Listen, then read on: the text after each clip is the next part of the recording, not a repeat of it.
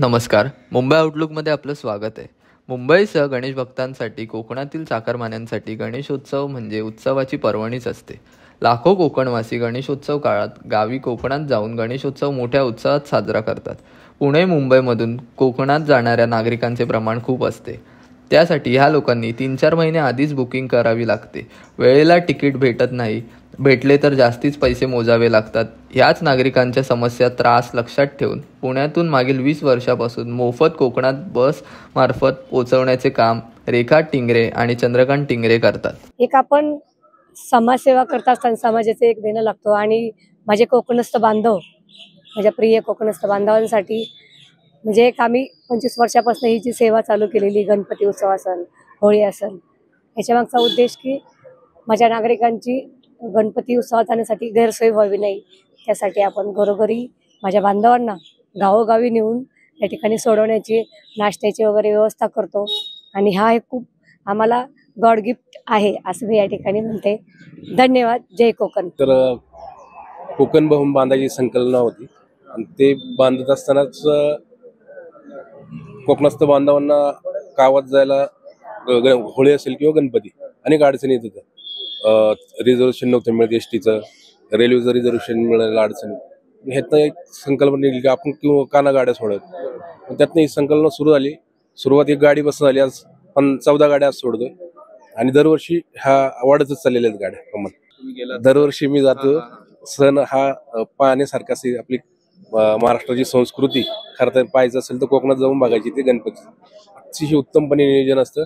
संपूर्ण कुटुंब पुढे असो, भारतात किंवा महाराष्ट्राच्या बाहेर, पण ह्या 2 सणांना ते कोकणात येतात म्हणजे येतातच. कोकणातल्या तर आपल्या माणगाव, महाड, वलतपूर, पंधरागाव, दसपटी, नंतर इकडं खेड, चौकुळ, नंतर आंबोली आणि चिपळूण, सावंतवाडी या सगळ्या गावांना गाड्या जाणार. आम्ही गेली 20 वर्ष सौरेखाच्या आमच्या नगरसेविका सौरेखा चंद्रकांत टिंगरे यांच्या मदतीमुळे आम्ही गेली 20 वर्ष मोफत बस सेवा चालू आहे. जाताना काहीच त्रास होत नाही. आम्ही एकदम याच्यामध्ये गावात आरामामध्ये आमच्या गावी पोहोचतो. म्हणजे गाड्या बदलाव्या लागतात. इकडून स्टेशनला जातो, स्टेशनवरून परत आमच्या आंबोलीला जावं लागतं. आंबोलीवरून परत चौकुळ आमचं गाव आहे, तिकडे आम्हाला जावं लागतं. पुण्यात आमचं एक आम्ही गेली 20-25 वर्ष पुण्यात 30 पुण्यामध्ये रहिवासी पुण्याचे आणि गेली 20 वर्षापासून आमच्या प्रभाग क्रमांक 1च्या नगरसेविका मान सौभाग्यवती रेखाताई चंद्रकांत टिंगरे आणि इथले कार्यसम्राट श्री चंद्रकांत टिंगरे या उभयदाने आमची गेली 20 वर्षापासून सगळ्या पूर्ण कोकणवासियांची मोफत बसची सेवा उपलब्ध दिली. त्याबद्दल त्याचे आम्ही आभारी आहोत. तसेच गेली 20 वर्ष आम्ही सातत्याने त्यांचा प्रवास करतो आणि आमचा सुखकर प्रवास होतो. आमची सगळी व्यवस्था ते करतात. नाश्त्यापासून नाश्ता, पाणी आणि दुपार जेवणाची व्यवस्था करून आम्हाला सुखरूपपणे आमच्या घरी पोहोचवतात. आमच्या भावना म्हणजे आम्हाला ह्या गणपती सणास गेल्याशिवाय आमचं मन पुण्यात रमतच नाही. मन आम्हाला किती नोकरी कोणी काही असू दे, मुलं शिक्षकाचे शिक्षण क्षेत्रात मुलं असू दे, सुट्या काढून आम्ही गणपती जातो. गणपती गेल्याशिवाय आमचं गत्यंतर नाही आम्हाला, कारण आम्हाला गणपती हा सगळ्यात महत्त्वाचा प्रिय सण आहे. उत्सुकता तर खूपच फार असते गणपतीला जायला गाव कोकणामध्ये. आणि आम्हाला टिंगरे साहेब फ्रीमध्ये गाडी देतात दरवर्षी. आमच्या गावाला म्हणजे चौकुळ, सावंतवाडी याला आपण 4 गाड्या सोडतात, 4 ते 5 गाड्या सोडतात. 100 ते 150 लोक असतात आमची. सगळ्यांना ते गाड्या देतात की गावाला जाण्यासाठी. आणि उत्सुकता तिथे फारच असते आम्हाला की गणपतीला जाण्यासाठी. बुकिंगचा तर प्रॉब्लेम खूपच येतो, म्हणून तर आपल्या टिंगरे साहेबांनी फ्रीमध्ये करून दिली बुकिंगला. आणि बुकिंग करायचं म्हटलं की कधी कधी बुकिंग होत पण नाही.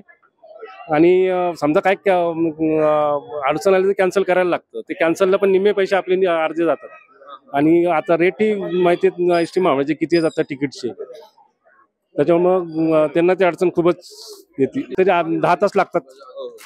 पूर्वी कसे, आता रस्ते जरा थोडेसे मोठे झाल्यामुळे पूर्वी 12 तास लागायचे, पण आता 8-10 तासामध्ये आपण घरी पोहोचतो. माझे काय गणपतीक आम्ही जातोच व्यवस्थित. आणि बाबा देवाच्या पाया पडा, कामका जावकोच आहे.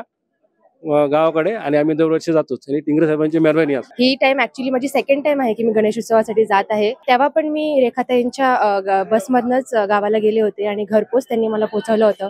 त्यामुळे बिलकुल मला त्रास नाही झाला प्रवासाचा वगैरे. आणि गावाकडे तर एक वेगळीच गणेश उत्सवाची, कोकणात तर तुम्हाला माहितीच आहे भरपूर वेगळाच आनंद असतो.